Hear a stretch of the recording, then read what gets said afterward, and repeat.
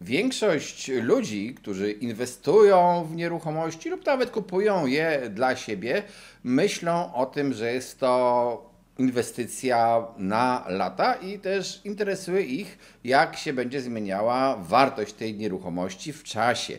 I jednym z takich czynników, który wpływa na wartość nieruchomości, to jest również oczywiście liczba ludności, niekoniecznie w całym kraju, ale liczba ludności na przykład w danej miejscowości lub w powiecie.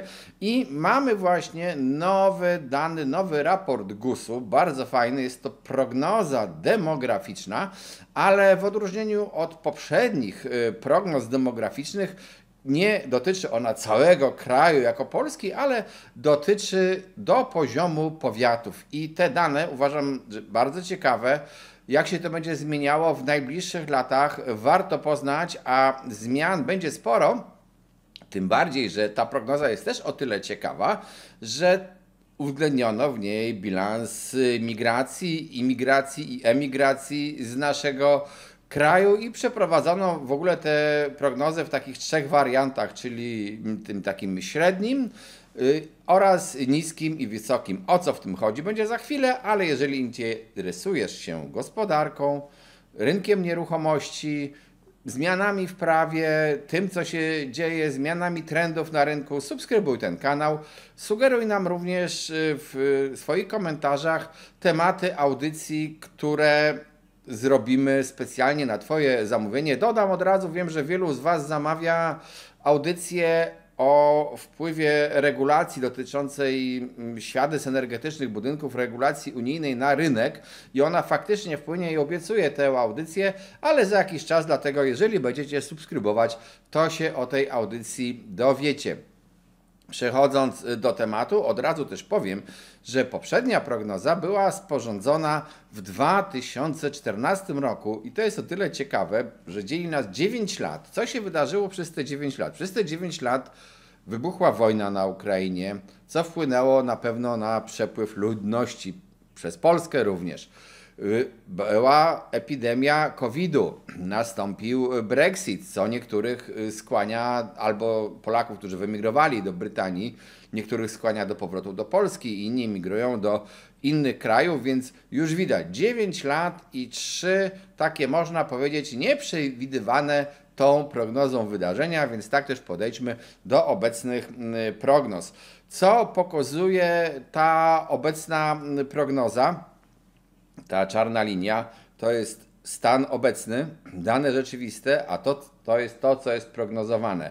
I w każdym z wariantów widzimy w zasadzie spadek ludności Polski. Zaraz pokażę, jak duży i jak dramatyczny i wytłumaczę też, dlaczego w jednym z tych wariantów, czy właściwie nawet w dwóch, widzimy takie okresowe podbicie gdzieś około roku 2028-2030. Zaraz się to wyjaśni. Spójrzmy się na te podsumowanie takich trzech scenariuszy. Wariant średni i wynik na początku 2022 roku, 31 grudnia, 37,8 milionów osób mieszkających w Polsce, liczonych do ludności Polski, w 2060 30,9 miliona, czyli spadek mniej więcej o 7 milionów. Wariant taki, powiedziałbym, optymistyczny, czyli że spadek będzie następował wolno, to 34,8 miliona, a wariant niski 26,7 miliona. 11 milionów ma nas ubyć, to potężny procent ludności Polski. A od czego te warianty zależą? Między innymi nie tylko od urodzeń, które będą spadały, od tego, że w ogóle nasze społeczeństwo się starzeje, te rzeczy zostawiamy demografom, ale też od takiego rozliczenia imigracji i emigracji, czyli plus i minus z Polski. Spójrzmy się, jak to wygląda i zauważcie, ten taki maksymalny pik następuje tutaj, to jest 2028 rok. I to we wszystkich scenariuszach, i w tym optymistycznym, i w tym średnim, i w tym pesymistycznym. Dlaczego? Czym to jest motywowane? To ten pik, ten taki szczyt motywowany jest tym, że w tym właśnie roku wiele osób, w tym Ukraińców, osiągnie czas przebywania w Polsce pozwalający im na uzyskanie tutaj stałego pobytu, czy nawet obywatelstwa. Ilu ich wystąpi o takie obywatelstwo, tego nie wiadomo. Tu mamy takie rozliczenie tabelaryczne migracji ludności i widzimy, że no w zasadzie taki ujemny bilans tylko w tym najgorszym wariancie występuje, czyli krótko mówiąc, liczone jest, że migracja w Polsce będzie dodatnia w przyszłych latach, co i tak nas nie chroni przed tym wspomnianym wcześniej wyludnianiem kraju. O tą migrację to jest o tyle ciekawe, że my rywalizujemy w dużej części o tych samych migrantów, o których zabiegają Niemcy, o których zabiegają Czesi, o których zabiegają Słowacy. Specjalnie wymieniłem te kraje, bo one dla osób emigrujących skądś, a imigrujących do tego rejonu są w zasadzie geograficznie w tym samym miejscu, klimatycznie w tym samym miejscu, może trochę z drobnymi różnicami kulturowymi, ale bez przesadnymi, o różnym bogactwie. Ale Polska jest z tej czwórki państw krajem, który stawia jakby najtrudniejsze warunki do pozostania tutaj na pobyt stały. Tamte kraje widzą, że ubywa im w związku z tą słabą demografią i z nędzną prokreacją i z takim późniejszym rodzeniem dzieci,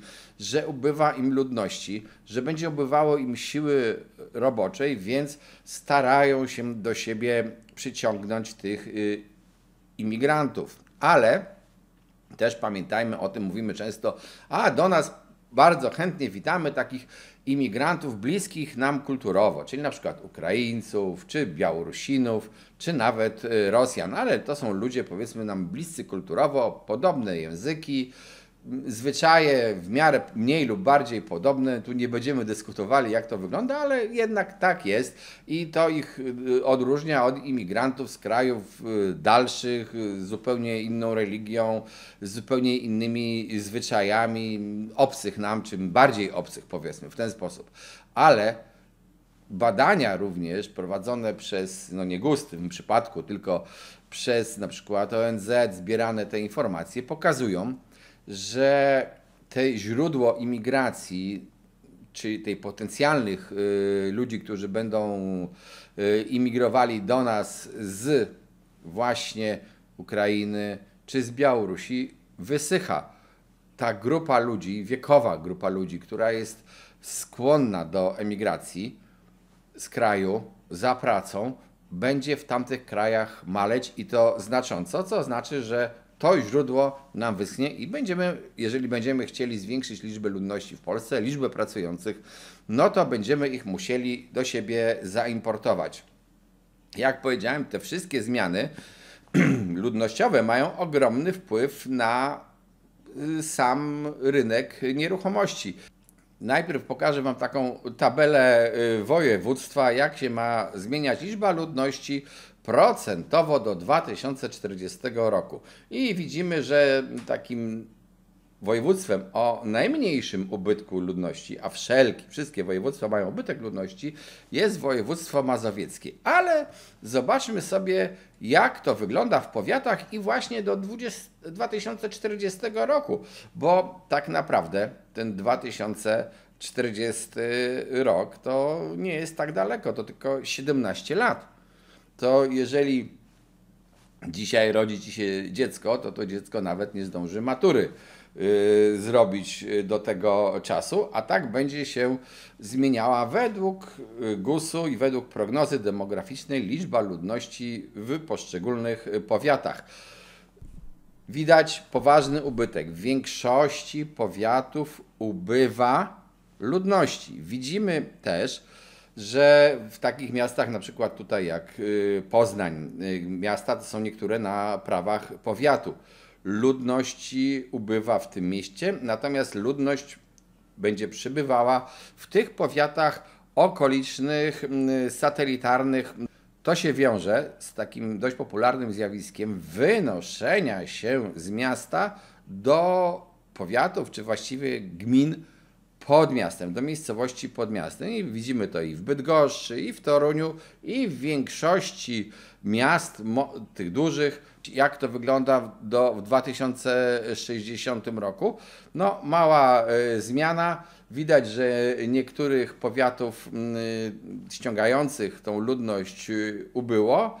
Już mniejsza liczba powiatów ściąga ludność, a w większości mamy ubytek. Co to wszystko oznacza dla rynku nieruchomości? No, to jest ważne właśnie, gdzie inwestujesz i w co inwestujesz. Jeżeli inwestujesz w miejscowościach, z których ludność się wynosi, no to musisz to wziąć pod uwagę, że ta ludność się wynosi, że ilość nieruchomości już istniejących oraz tych nowo budowanych będzie przypadała na mniejszą liczbę ludności. Co znaczy, że jeżeli żyjesz z wynajmu, no to możesz się spodziewać mniejszej liczby najemców. Oczywiście jest też dużo zmian. Nadchodzi właśnie ta wspomniana, wcześniej powiedziałem, że audycję o tym zrobię kiedyś, zmiana w prawie, która będzie eliminowała z powodów złych parametrów energetycznych niektóre nieruchomości. No niestety na razie mamy taki problem, że po pierwsze w Polsce jeszcze nie ma klas literowych oznaczenia budynków. Poza tym też nie jest doprecyzowany, jaki w Polsce będzie program pomocy dla osób, które posiadają takie nieruchomości, bo Unia zdaje sobie sprawę, że w ogóle na terenie całej Unii, nie tylko w Polsce, wiele nieruchomości nie spełnia tych restrykcyjnych norm i w praktyce, gdyby to prawo weszło dzisiaj, to one nie mogłyby być wynajmowane, nie mogłyby być sprzedawane, byłby problem z tym. W związku z tym wiele pieniędzy zostanie przeznaczonych na właśnie takie programy, nazwijmy to kolejnej termomodernizacji, czy też modernizacji w zasadzie energetycznej, w tym przypadku tych nieruchomości. Ale konkretów brakuje, tak to jest. Więc wracając do tej demografii. Czy ta prognoza się spełni? Trudno powiedzieć, bo przecież pokazywałem jedno założenie, chociażby na jaką ilość imigrantów liczymy, że oni zostaną naszymi obywatelami. Ale czy to jest prawda? Czy ci głównie w tej chwili Ukraińcy wystąpią, będą chcieli mieszkać tutaj na stałe, czy będą chcieli wrócić, czy w ogóle te liczby nawet założone w tych wariantach są prawdopodobne, w tym maksymalnym ponad 250 000, ale czy to tak będzie? Tego nie wiemy. Wiemy natomiast, że jeżeli chcesz inwestować w nieruchomościach, to warto się koncentrować, no patrząc przynajmniej te 17 lat w przód, na regionach, do których ludzie się przenoszą. A co należy myśleć na przykład o takim Olsztynie czy Białymstoku, gdzie jest pokazane, że ludność będzie ubywała z Olsztyna i z Białegostoku i przenosiła się pod Olsztyn albo pod Białystok. No cóż, pracujecie na lokalnych rynkach, działacie tam, no to znacie te rynki najlepiej. Wiecie, jaką ilość nieruchomości na przykład trzeba wymienić, jaka jest ilość starych nieruchomości, czy będzie parcie oraz kto będzie chciał mieszkać w Olsztynie, a nie pod Olsztynem. Krótko mówiąc, demografia, te wszystkie prognozy, żadna z nich nie jest optymistyczna pod względem liczenia na to, że ludność w Polsce będzie rosnąć. Wszystkie prognozy pokazują szybszy w zasadzie lub wolniejszy spadek ludności w Polsce. No ta może optymistyczna z takim niewielkim jednym wyskokiem, ale już tłumaczyłem, dlaczego on ma być. I widzimy, że w zasadzie o ile teraz jeszcze będziemy mieli takim liniowym, spokojnym spadkiem, to spadek liczby ludności w każdym z wariantów, nawet w tym najbardziej optymistycznym, będzie z czasem przyspieszać. 2040 rok jest tutaj. To nie jesteśmy tak daleko. Nie chciałbym, żeby sprawdzał się ten czarny scenariusz pokazujący, że będzie nas poniżej 35 milionów w 2040 roku, bo no, to byłoby przykre. 33,5 miliona na 2040 rok w tym najbardziej pesymistycznym wariancie, a dzisiaj 37,7. Ile to jest procentowo ludności mniej? Ile mieszkań mniej potrzeba?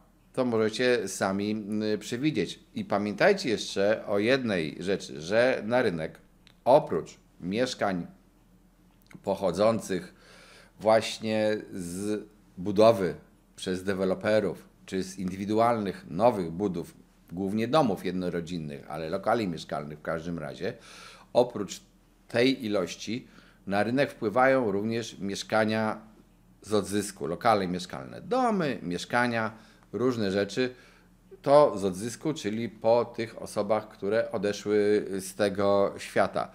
Część z tych nieruchomości jest w złym stanie, część jest położona właśnie w powiatach, których pokazałem, nikt nie chce mieszkać i może być po prostu trudność ze zbyciem takich nieruchomości, ale część to są ciągle dobre lokalizacje i nawet niekoniecznie zły stan techniczny. To mogą być dobre mieszkania, więc one też będą trafiały na rynek.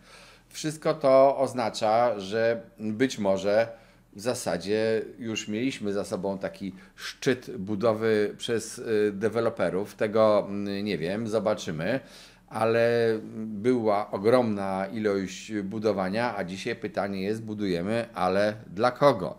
To oznacza też po prostu, że w tych miejscowościach, w tych powiatach, z których ludzie się będą wynosić, nieruchomości nie będą na przykład tak gwałtownie rosły, albo wcale nie będą rosły, albo będą spadały ich ceny, w każdym razie będą się zachowały gorzej niż w tych okolicznych czy powiatach przy dużych miastach, czy też w tych niektórych dużych miastach, które idą w górę. I też trzeba pamiętać, weźmy ten Poznań na przykład, taki obwarzanek dość szeroki, czy Olsztyn też obwarzanek szeroki wokół tego miasta, ale to ludzie, jeżeli się wynoszą pod Olsztyn albo pod na przykład nawet Białystok, jeżeli się wynoszą, to wynoszą się bliżej tego miasta niż het dalej. No tak to po prostu wygląda i o tym też trzeba pamiętać, że tutaj nawet jak mamy zaznaczony powiat jakiś, który ma zyskiwać na wartości, to tak naprawdę bardziej na wartości zyskują te miejscowości i te gminy przy tym dużym mieście, które są bliżej tego dużego miasta niż dalej. No przynajmniej tak w większości przypadków jest.